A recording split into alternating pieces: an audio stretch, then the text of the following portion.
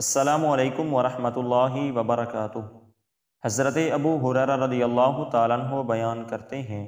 کہ رسول اللہ صلی اللہ علیہ وسلم نے فرمایا، تم راتوں میں سے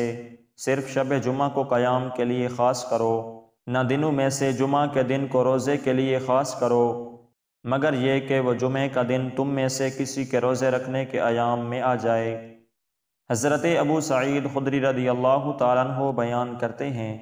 کہ رسول اللہ صلی اللہ علیہ وسلم نے فرمایا، جو شخص دوران جہاد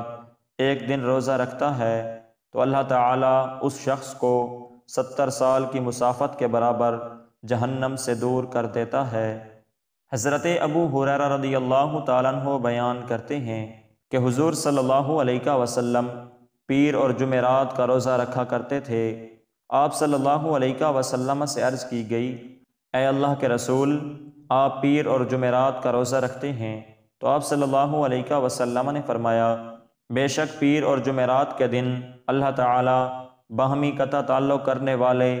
دو آدمیوں کے سوا ہر مسلمان کو بخش دیتا ہے، اور وہ فرماتا ہے ان دونوں کو چھوڑ دو حتیٰ کہ وہ دونوں صلح کر لیں۔